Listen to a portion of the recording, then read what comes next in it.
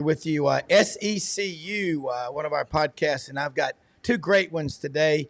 Kirk McNair, 24 Bama 247, legendary journalist in Alabama, and if you like reading Bama magazine, Inside the Auburn Tigers, and other magazines over the years, this is the originator. And on top of him, Buddy Martin, great sports writer, GatorbaitMedia.com. These are two of the best. Again, I made a reference earlier. How'd you like to say, hey, I want to learn how to paint, and your teacher is Michelangelo or Rembrandt? Well, you got two of the absolute best here in Kirk McNair and Buddy Martin. And no matter what you're a fan of, what school in the SEC or college football, these are two of the best. They're also first-class gentlemen.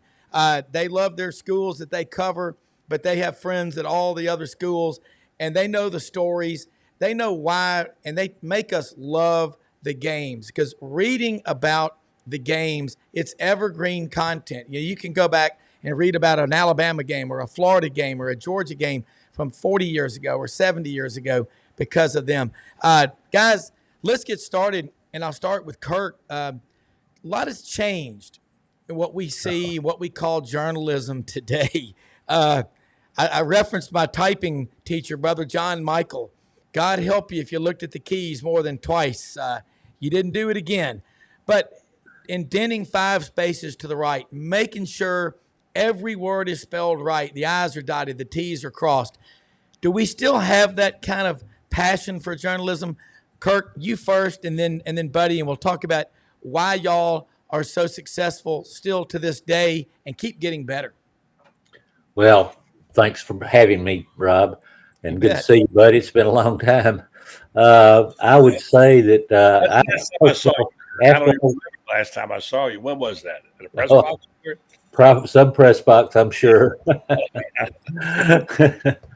I started thinking about this when you approached me, Rob, and in fact, I wrote a series this past week about some of the things. Early newspapers were the deal. That was the thing, newspapers. We had the Skywriters, which is overtaken by SEC Media Days. Recruiting was hardly covered.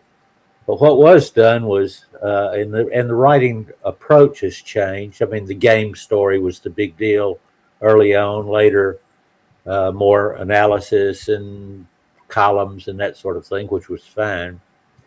And I would say what has changed is, in addition to the technology, we've gone almost completely to what matters most, the internet, our internet sites, our websites. And also, now, of course, I'm much older, but I think overall the journalists are much younger than they were back in what I consider olden times. And I think there's a rush that, whereas, it used to be sort of, get it first if you can, but get it right. That was the main thing. And now it seems to be whatever you've heard, whatever you think, whatever you make up or whatever, hit send and be out there. And so I'd say I don't trust what I see as much as I did back in the Jack Harston, Benny Marshall. You can go on and on and on about the great Al Fantu, all that bunch. Yeah, I knew them all well. Yeah. Yep. So it was a different time, and it's a different time now, and we're probably still negotiating it a little bit, negotiating these terrible waters, which is sometimes terrible, but also great advantage. There's no space limitation. Yeah, Buddy.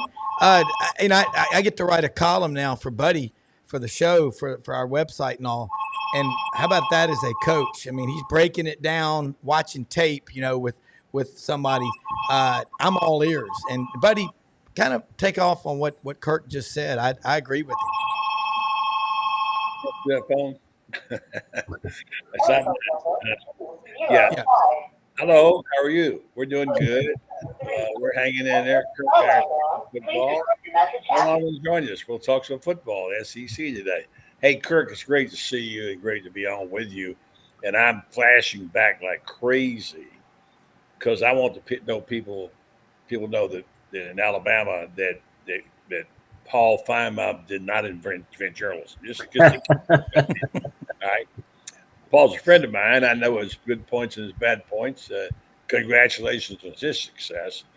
But yeah, it's funny. This is really funny because I went through what you did, Kirk, and the death of the newspapers as we're seeing them die right before our eyes right now. We all have had to reinvent ourselves, which I've done about 9 times. How many times do you do that? Well, I don't know. I keep going. And now I've been really studying, working on a book about the SEC Skyriders. I was on the first two in 1966, 67, 68, actually. I'm trying to recall all the 21 people who were on that plane, Jack Harston being one of those, and also realizing that there are only 4 people alive who were on that plane. So, yeah, it's a lot of sports writers and newspapers have died. A lot of people don't have any clue how the newspapers serve the communities. Because when we grew up reading the local columnists to find out what was going on in the school we followed. Robinson, Memphis, or wherever, he's reading Commercial Appeal and what have you. Probably even read my friend Buddy Page when he worked there. So that barometer we always had, Kirk, that the readers always had, the most trusted person in the community when it came to sports and college football was the local columnist. I mean, I can name you George Smith, Madison, right on down the line, all of it. He was on that first flight. So it's kind of like, okay, either reinvent yourself or get out of the game. So I chose to hang around, probably as I was told this morning on the show, way too long. I've been hanging around too long, whatever. So, I mean, it is what it is. I enjoy it. As long as I enjoy it, I'm going to continue to do it. If you don't like it, you can turn it off. But let's just say this. It's a sacred trust still. It's changed, that we've changed. We're trying to figure out how to best serve our readers/viewers. And this is kudos to Rob, who he's got an old soul. He loves the stories about back in the day. He loves sports writers, as Rob often says. They make the best guests because they can explain to you, put it in context better than anybody. So I'm just glad to see another fellow journalist who's not 35, out there someplace. And I look forward to getting to know you and sharing some stories with you. And as we sit here and talk, I guess I'm breaking news. I hope it's okay, Rob, to say this. I just got off the phone last night before last, with the guy who has been my agent, who hadn't had much work lately.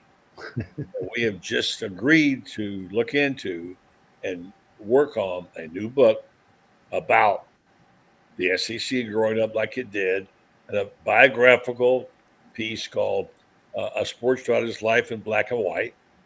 And it's not so much about me as it's about what was around me, the people I got to know. And Kirk, this, and the relationships that you had and you formed, Rob, and you, Kirk, have formed over these years in Alabama. These stories die. I mean, look, we lost Nick Saban, whatever, the GOAT, whatever. I mean, someone's got to be here to tell the story. So I guess that'd be us right now, Kirk. Yeah. Kirk, it's hard, though. Somebody said I have another one in me the other day. I said, well, it's going to stay there because I've written a few, and it's hard work. It is really hard work. And if you can see behind me, my wife, I don't know, she put these up there at the top. That's quite a bit of my life right there in those books. And, a few so good and a few didn't. But the one I'm most proud of is the Spurrier book, his official autobiography. It was a joy to do that book. But listen, you have many good stories to tell, Kirk, and I'm glad you're still telling them. Talk about Alabama, what's going to happen there, for instance. Well, of course, that's one of the big stories of the year. In a year of big stories, anytime you have a changing of the guard, it's a story. And when you have one at the level that Alabama has this year with Nick Saban, unquestionably one of the greatest of all time, maybe the greatest, considering his record, retiring, and Alabama within 49 hours hiring the National Coach of the Year, Kalen DeBoer, from Washington. And the first thing most people said was, well, he's never recruited in the South. And of course,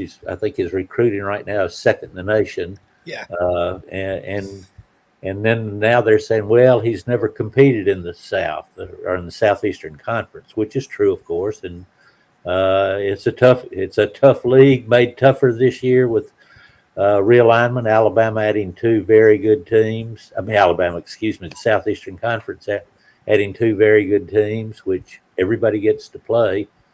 And that's all Florida needed was another tougher game this year.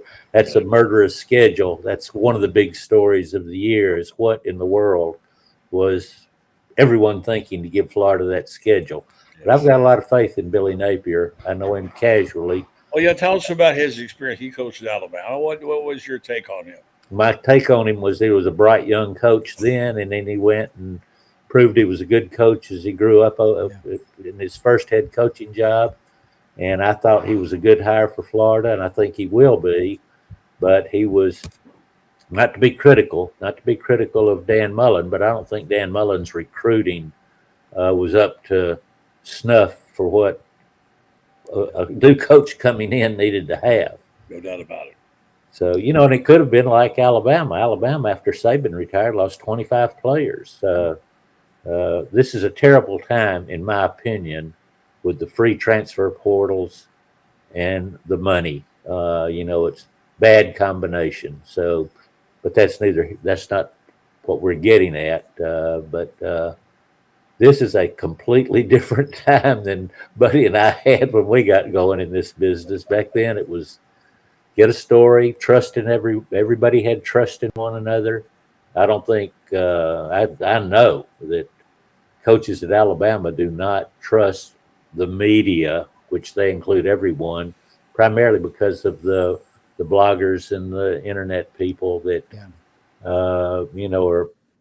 have a different skin in the game, I guess, because of the competition. A lot more competition.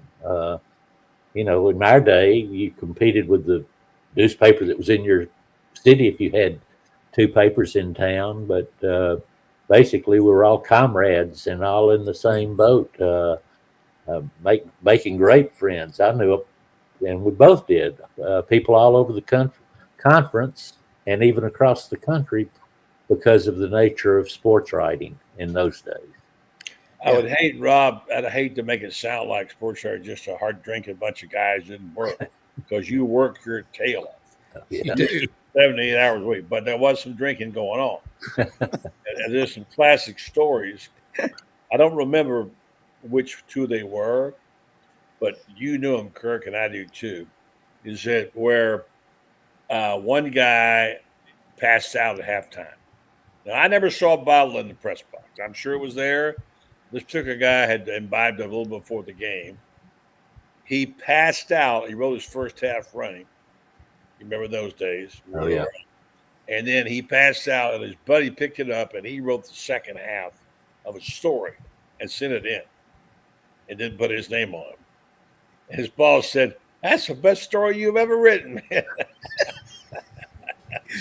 So many stories about things like that. But no, it was a hard-working bunch of people. You got to strap it on and be ready for a 12-hour day if you want the press box. Yeah, and that's the thing. Just my experience is when you have been in a press box, and it's the camaraderie. It doesn't matter where you are. And Kirk, you've got friends, and Buddy, you do at all these different schools. And I think that's lost on some of the fans today. I am, as y'all know, I'm an Auburn graduate. I remarried. I got a Vol for life as a wife. My oldest daughter's an Alabama grad. Everybody else is Auburn. I feel bad. I married a Seminole, so there you go. Yeah, I mean, isn't that what makes it so much fun, Kirk, down here? Because you knew Coach Dye. You know, Dr. Waller May, he's one of my close friends, May Veterinary Clinic. They've been there for 60 years. I mean, they have so many friends. Both of Waller's, sister-in-laws are Alabama grads and married to Auburn guys. That's what makes this so much fun. And the sports writers, to give y'all both a compliment. Again, you're the best guest because you're like a trial lawyer. You're like bringing F. Lee Bailey into the courtroom because you're prepared for any and every possible scenario. Kirk, when you just in writing that column the other night for Buddy, I don't know, I'm very coachable. I loved getting in here. He was going, look, now what you want to do is you want to break it down.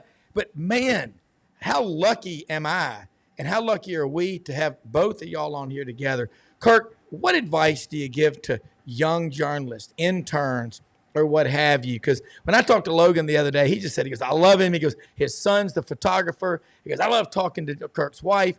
You've got a lot of people that have built, you've got a loyal fan base, and that's not what you're in it for, but it's because, like Buddy said, y'all work so damn hard, and we're lucky for it. Well, I don't want to be the be-all, end-all when I'm talking to young journalists. If I can help them, I'm more than happy to do it, particularly those that I've worked with, either when I had Bama Magazine or since working for various internet sites. And what I will, if they ask primarily, sometimes I'll suggest maybe, and it's just look at things that you're doing and think, now, could that have been done any other way? Where are we in, what story are you trying to tell? What information are you trying to impart? Those things are, can get lost on the internet, where you can, you're just typing kind of. So I think, again, I'm not the journalism teacher to these people, but if they think that, my years could be helpful to them, I'm more than happy to oblige. And that's with not just people that work with me or in the past for me, but, again, I'm still friends. Just because somebody works for somebody else doesn't mean we can't be friends, which we are. Correct. Yeah. Buddy, your similar experience? Yeah, I was going to ask Kirk. I know I'm proudest of the young people, and I hope I've helped people along the way. That's what I tried to do. To me, the greatest joy I've ever gotten is not out of anything I've ever won, it's a trophy or award or whatever, but is to see a young person that came in with zero talent and experience come in. Not that I necessarily taught them. All I did was gave them a chance to do what they do and then help them when they needed help. And to see the people who have been so amazingly successful. I had one guy, I was working in Ocala, Florida, as a one-man band. I had no help. And the guy came in one day in a grease monkey suit and had oil in his nails. And the young guy, he sat down and he said, "Can I watch you?" I said, "Sure." I'm putting the paper out. Remember those days when you put the paper out, you publish, you draw lines. And he's watching.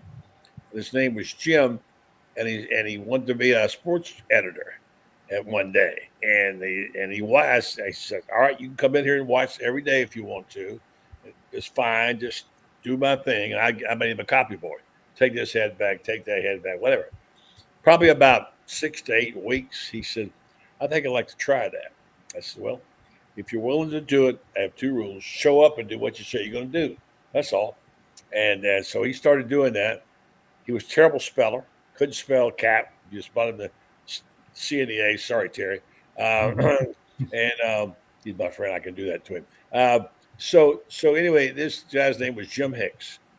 And Jim Hicks one day said to me, "I can do that." Okay. I'm going to be away at the ball game this weekend. Let's see what you can do. I'm going to leave it to you. He did it. It wasn't great, but he did it. And he got a taste of it.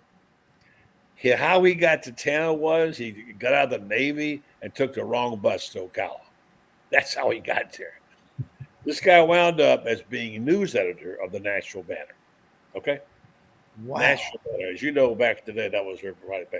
But I just, one example, who is the one person that you feel that you had like that you helped to get jump started? And you don't take credit for the success, nor why, but give me a helping hand. Who do you have, Kirk, like that?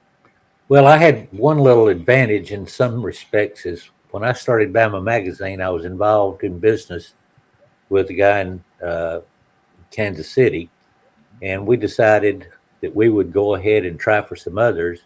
So I hired a guy named Dave Sturt, who I suspect you know, who had started getting bait. He had to go Gators for us, and then moved it into Gator Bait. Mark Murphy at Auburn, I hired him, and he did the Auburn magazine, and was with them until he's already retired. I hired him that makes me feel old. But so and the way I did the Auburn magazine was Pat Dye called me. We'd been friends and stayed friends forever. When he was at Alabama, and he wanted an Auburn magazine like I had at Alabama. So of the people who worked for me over the years, they've got some of them have stayed in sports writing or did stay, and others moved on to other things. I have one guy who worked for me who was a great writer, great reporter, great person, and he's now a diplomat. He went into finished law. He already had a master's degree when I hired him. He went and got a law degree, joined the diplomatic corps, and is now a diplomat. So you had a higher quality person. You didn't have any quality person. That's right. Working for you like I did. But anyway, well, that's the cool thing. I can remember how many times you pulled something off a typewriter as a student in college. David Housel was sports editor emeritus of the Auburn Plainsman. I don't care if it took 1,000 times, do it and do it right. And he got colorful sometimes. And man, but and Buddy Davidson, you learned that there's nothing short of doing it right. And both of y'all, and I think about this, Buddy, the players and covering a game. We had Rick Cleveland on the show Friday. Great sports writer for the Jackson Clarion Ledger, now Mississippi Today. And it just, the longer the show went on, the better his stories were. And he said he started writing for the Hattiesburg American as a 13-year-old kid. I mean, I go back, my dad's 96, and he'll talk about, I had 3 jobs in high school, boy, and I was playing football, running track, swimming. I mean, and we didn't have air conditioning either. So, I mean, you're just a lollygager. What can I say? Yeah. But there's a lot to be gained from this. Y'all, I want y'all to talk about some of the best interviews that you had, press conferences and stuff like that, and the importance of what's off the record and on the record, and trust. How that is everything in life. How long is this show? Yeah, I was going to say. Not that long, but just long enough. Let me start by telling one on me. This is not necessarily an interview, but and Kirk, you know this. When you write a column, there's some people aren't going to like it. Just that's the way it is. We have to live with that reality. Like when you're a politician, half the people aren't going to like you. But I had a thing when I was working in New York my first time in Westchester. Before I went to the Daily News, I was working in a group of papers, Gannett in Westchester. And where golf is huge in Westchester County, big. And the Westchester Open at one point was a huge tournament. And so that was our baby. And I was a local columnist and a Gannett columnist as well. And so I was writing a column about that year's tournament. Now I can hear some of my friends that say, "Oh no, buddy, not golf again." I'm sorry. This happens to be a good story. This happened because the year, at one time, New York was the showcase event because the PGA Tour wanted to get in that New York market, and this was their opportunity. And the biggest and best of everybody was coming to New York. I happened to make a good friend, and George Burns from, who was not the comedian, it was a player. And in 1 year, we didn't get a lot of good players. And I was talking to him about it, and what is going? He says, "Well, guys don't like coming here. Some don't like New York. They don't like New Yorkers or whatever. And they'll come in. They'll kind of grudgingly come in, get up in the morning, go to the clubhouse, get breakfast, and be grudgingly hang around and whatever." And he said, one of them has been Crenshaw, who was a very popular guy. He had not won his first Masters yet. So I wrote a column, all right? And I said, just what I told you. This is the showcase, the media showcase back then, New York City. This is their premier event in New York. They ought to have the good players. The really good players ought to come here, which they used to do. And this year we don't have Jack Nicklaus, Arnold Palmer, about 4 guys like that. And I said, while Ben Crenshaw is a fine player, he's no Jack Nicklaus. Okay. So anyway, I wrote that column, and I had a lot of background from this other player. I couldn't use his name. I'm sitting in the press box in the area, and I'm working on a Wednesday or Thursday. I look up, and Crenshaw's standing at the doorway with a newspaper in his hand, blowing smoke out of his nostrils. Where is this Buddy Martin? My good friend says, he's over there. Thank you. Yeah, man, go ahead. So he came over to me. He was really ripping mad. He chewed me a new one. And you remember Herbert Warren Wynn, who was a famous golf writer for Sports Illustrated, etc. Anyway, so Ben starts on it. Where do you come off writing this stuff? Where'd you get this from? I said, Ben, I got good sources. Well, there must not be good sources because you got it wrong. Okay, well, that's what you think. This is what I think. I'm sticking by what I said. Guys like you drive me crazy. I mean, he just ripped into me, and said, oh, no. And I just took the bowl, took the blow, and he kept saying, I need to know who told you. No, Ben, I'm not going to tell you who told me, okay? So, I mean, he gave me some shots. I stood there and took the bullets. And at the end, I got to give him credit for a great line.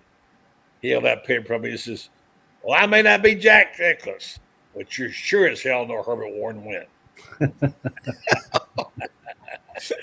So, and later I made up with Ben and got to know him and talk to him and whatever. It was fine. But talk about your experiences, Kirk.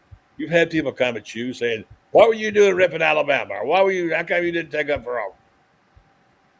Yeah, I don't, I'm not sure I can just grab one out. I worked for Coach Browne for 9 years. So that was.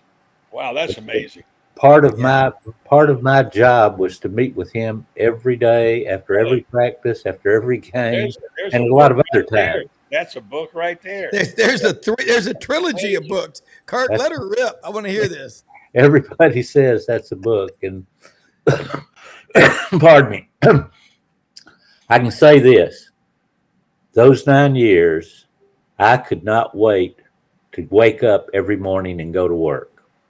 And we had long hours because Coach Browne worked long hours, and you didn't want to ever disappoint him if you worked for him. None of us did. And so it was an experience. It was one that I knew that I had to, be at my best every day, which I tried to be. Of course, we all do. And I guess I remember things like that were not like Buddy's experience, but I just remember certain conversations with him. Like what? And I'll give you an example. It was in the spring one year, and it had not been a good practice on a Thursday. Well, back in those days, Alabama would scrimmage in the spring on Saturdays in the stadium. The gates were just open; anybody could walk in and watch. But Coach Browne was not happy and announced that Saturday's scrimmage was closed to everyone. Well, that sent us scrambling. I had to call, or the only way to get them back then was call the sports writers who ordinarily would be coming to cover and tell them I'd send them something afterwards, but they couldn't come. The coaches, they had their car dealers, and back then, alumni could help recruit. So they had all sorts of people they had invited, and they had to get in touch with them. And so the practice was held, the scrimmage was held with no one in the stadium. And afterwards, I'd always meet Coach Browne around the end zone to get notes after practices and to send out.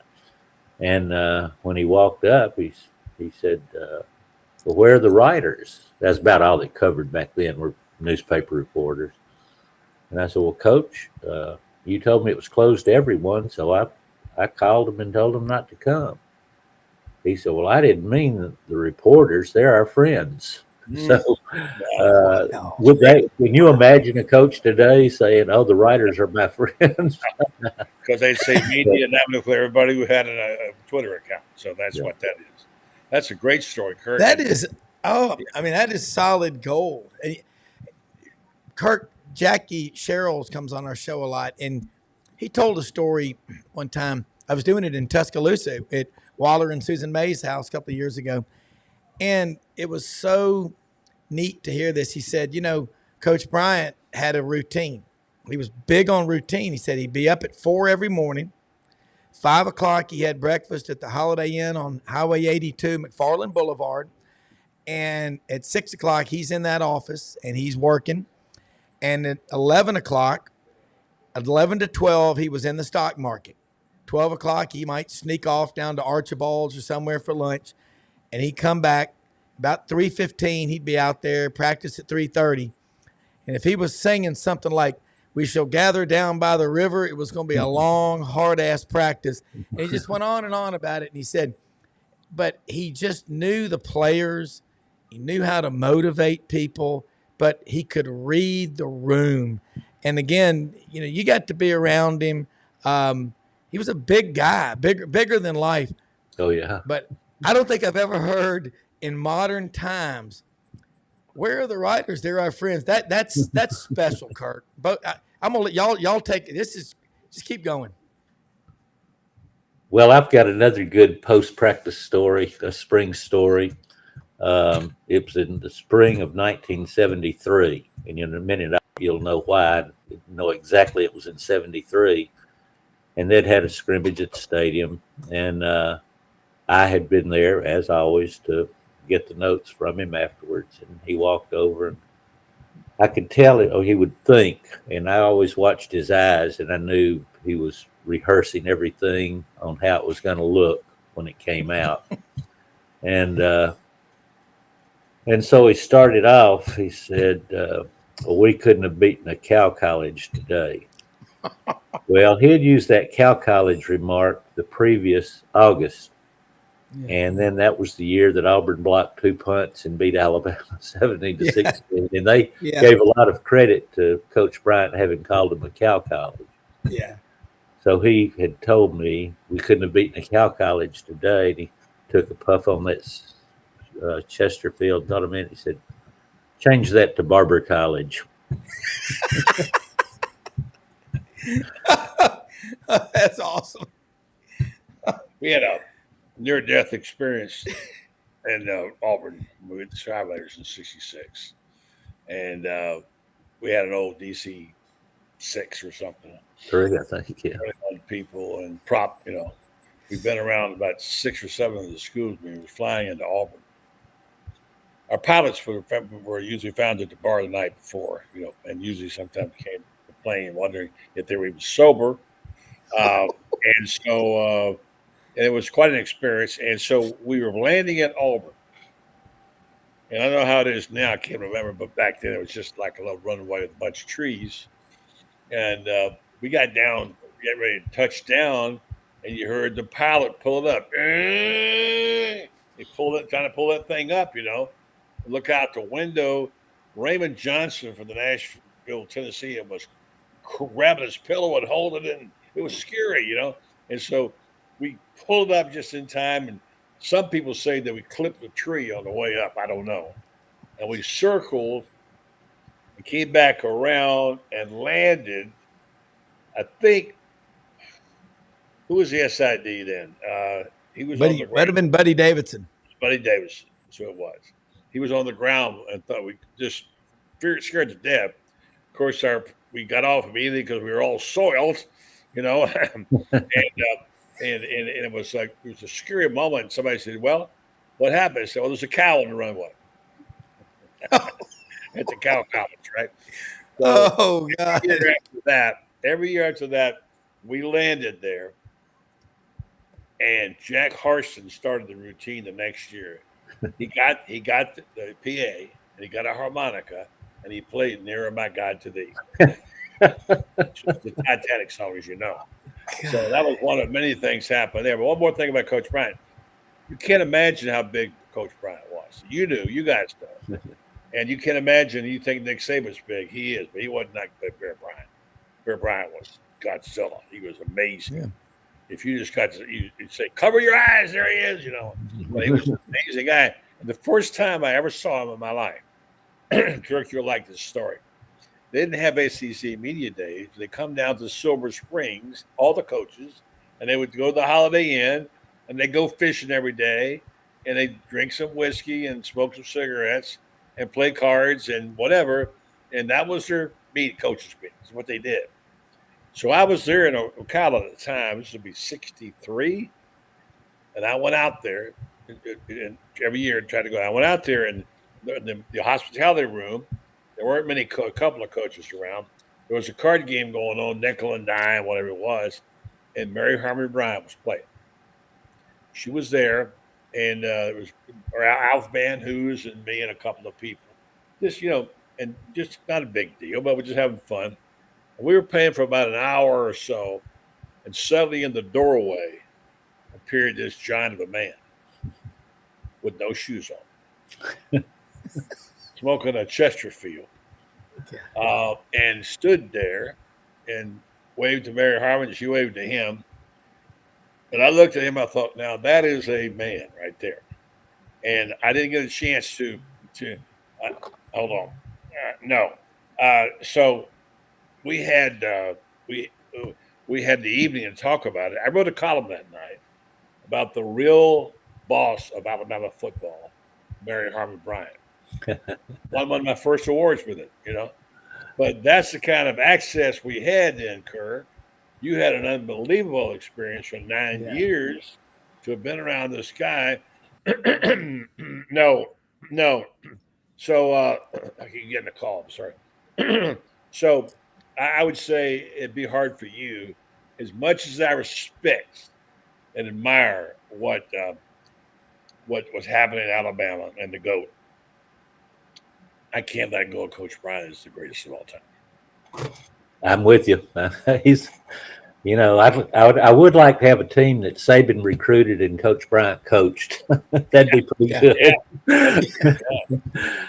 I want to go to Jack Harston real quick. Of course, he was a funny guy, and on the Skywriters tour, he was the guy for humor. And when they came, I was sports information director when he came to the Skywriters came to Alabama on one of the last trips before they ended that. And they were staying overnight in Tuscaloosa, which meant we had a dinner for the cocktail party dinner, and then Coach Bryant was going to come in later and answer questions and give a preview and all that. And so Harston, of course, he was funny. He had a he was addicted to cigarettes, just like Coach Bryant. So he had that same gravelly voice. And so he decides to give a preview of what Coach Bryant's going to say. And I remember that he sort of ended it with, we won't win a game, not even the Sugar Bowl. And then after Coach Bryant came in, they asked him about, it was late in his career, about retirement. He said he didn't have any plans to retire. Then casually mentioned that the university had offered him a lifetime contract, which he had declined. And Harston said, "What? You wanted longer?" So he was a funny guy, and that was again, you would have that kind of repartee with a coach, and it was normal, really. So I would say that I think yesteryear was better in a lot of ways, but we have to move on, and that's what we've done. Well, I mean, the main thing is that it's these people that we knew and that we know and that we're going to get to know. But I'm with both of y'all. You think about Stillwaters. Coach Dye having everybody up there, man, for 2 or 3 days of playing cards and having some drinks and smoking cigarettes and cigars and just telling stories. But, I mean, it's kind of like if you had 5 guys lost in the wilderness for a week, they come out of that being close friends for the rest of their lives and get together every year to have a reunion party. That's what we love, and that's what we love to hear about, is what it takes to make great teams. A Nick Saban recruited team with Coach Bryant coaching them. I mean, you knew how to coach them, and you think about that and all. We're going to have to do this again. No. These stories are, Kirk, you're a great writer. Buddy, you're a great writer. It would be cool to have a coffee table book with the best stories from the great writers like both of y'all. I have so much respect for you, because as a kid, I'd go to the Tobacco Corner newsroom at Poplar and Mendenhall Sunday morning and get half a dozen newspapers just to read them. And I thank God I did and still do, because it's like lifting weights with your brain. It just makes that muscle stronger. Parting comments for both of y'all, and how people can keep up with all the great work that you're doing. And we're blessed to have both of you share your time with us on SECU podcast. And this is not work. This is nothing but fun. Well, you want me to start? I'll go ahead. You mentioned the golf outings that coaches used to have. I know Coach Bryant was, I think, the first with the Bear Bryant Golf Classic. Sports writers from all over the South, a few bowl people and a few, like that. And I was a very young sports writer working at the Birmingham Post-Herald, but circumstances had put me with Bill Lumpkin as the two people covering Alabama and Auburn. And I got invited that year to the Bear Bryant Golf Classic. Here I am, a young guy, the night of the man landing on the moon, and Coach Bryant was excited about that. And I sat on a sofa in his cabin at Lake Martin. He sat on the other end. Nobody sat between us, and we watched the man land on the moon together. So I always win the story of where were you when the man landed on the moon. But it was a great time. And I went to one of a couple of guys at Stillwater's, and he had me come up to his room and talk for a long, long time about different things, including, let's make the Alabama-Auburn rivalry good, not bad. Let's end the dissension. I said, I'm all for it, but you got to get rid of Feinbaum. So, yeah. Well, I'm going to end this by saying, first of all, it was a pleasure and honor to be on with you, Kirk. Oh, the man. work you've done over the years, your body of work, and the fact that listen, I have a lot of friends who are younger than me who are having problems just being able to remember what they had for breakfast. And I can remember that. That's not a problem. And I'm blessed that you are too. Your mind's obviously very sharp. I'm bolder than you are. But anyway, I'm so honored to be able to come on here and talk to someone who understands the role of the newspapers, what it used to be like. I don't want to live yesterday. I'm not trying to do that. But 20 years it's killed newspapers. And I'm sad for that because I'm a lifetime journalist. My dad was, and my kids all majored in journalism. But we keep the home fires burning and we keep the conversations going on. The stories still live. And I'm going to end this conversation on my part with a joke told to me by the great Alf Van Hoos about Coach Bryant. And you might remember this, something similar to it. And I'm remembering a lot of years ago, Alf told me this story. It was old when he told me. And back in the day, when Coach Bryant, he said, would go back in his office, put his feet up on his table and put his hat over his eyes, whatever he did before a game. He said there was always officials would come in before the game and say, I'm just checking with the coach, see if there are any unusual formations, what I need to be attending, the usual thing that they did back in those days. And I'm thinking this probably might have been in the late 60s. I don't know for sure. And so Alf told a story about there was a guy named Billy Tease, played for Georgia Tech, a small running back. And he was so anxious to say he got to go in and talk to Coach Bryant. Now, you remember, Kirk, that back in the day when Bear had those little teams, a lot of little guys, right? They're not big, massive guys, they're little guys, fast guys. And so Billy Tease just had a great deal of respect for him. So Billy Tease, came back in the bag and said, Coach Bryant, Billy Tease, I'll be your whatever you want, back judge today.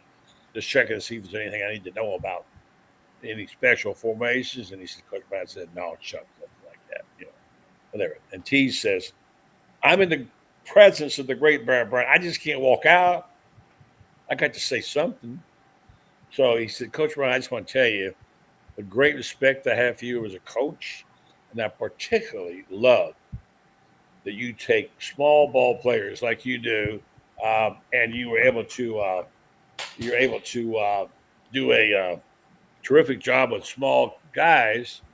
And I just love how you do it. And Ryan said, "Oh, thanks very much. Appreciate that, shucks." And T said, I felt like I had to say something else. So he said, yeah, I'm serious. I'm coach. I'm serious. I think you could take a 5'8" guy and teach him how to guard Wilt Chamberlain. And Brian kind of laughed at it, whatever. So T's left the locker room. He described as walking through the players all sitting in groups where their hair is combed, all gussied up and looking ready to go. And he said, Bryant's walking out. And he said, T's is walking out. And he feels a tap on his shoulder. Looks around at Coach Bryant and says, but that ain't to say the big SOB can't be guarded, though. God. Hey, I got to tell you, again, so much fun. And I say this a lot when you get a group of really special people together. And I'd heard so much about you, Kirk, over the years. I've seen you everywhere. Mark Murphy's a friend of mine, and I know what he thinks of you and the respect.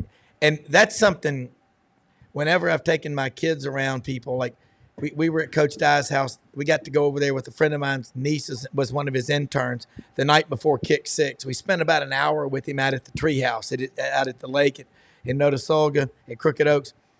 And I said, don't talk about Georgia. He played there, All-American. Don't talk about Coach Bryant. Loved him like a father. Just listen. And you go in there right by the phone in the kitchen on the wall was that picture of him and Coach Bryant before the game in 81 or 82. That's what people, you can get on TV and call in and spew all you want about all these other schools, but I got friends at every damn one of them.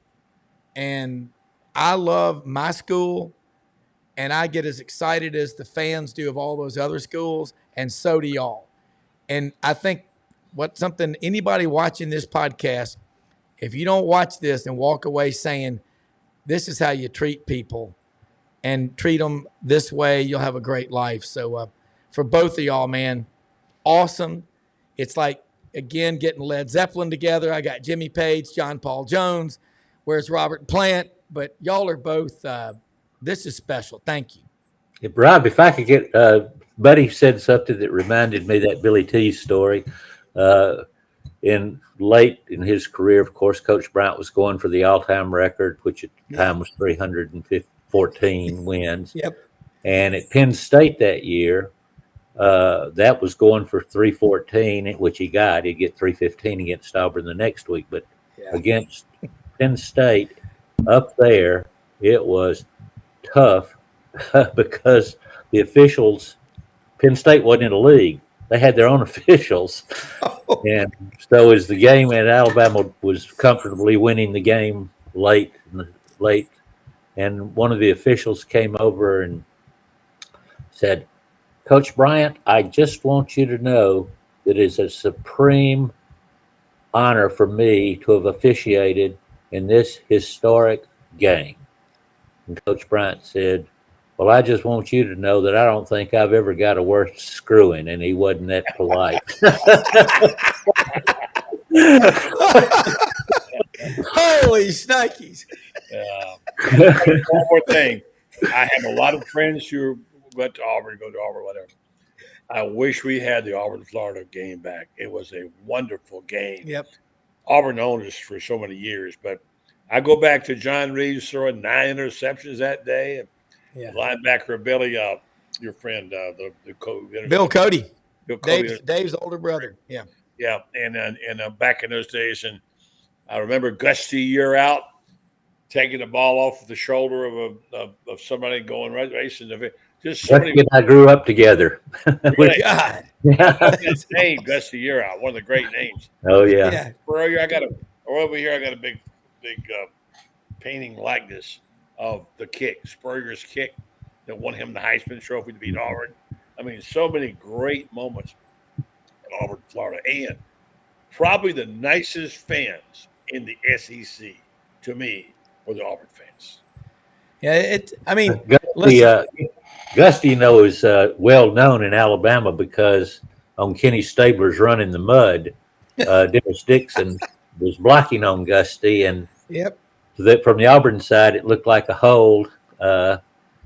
Probably from the Alabama side too, but in any event, Gusty and I were at a cocktail party a few years ago, and we are friends still. And in a little group of people, I said, Gusty, if Dennis Dixon hadn't held you, nobody'd know who the hell you were. It was not true, of course. Gusty was a great player. Oh, he took it in great spirit, like he is a great guy, a great friend.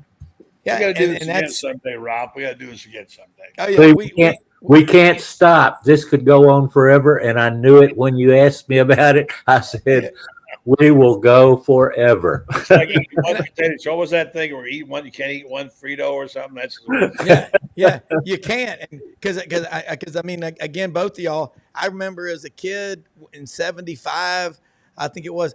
Dad left Destin for about a day and a half. Flew to Tuscaloosa to meet with Coach Bryant and Sam Bailey. Dad's an architect. They needed a track and field complex and a tennis deal.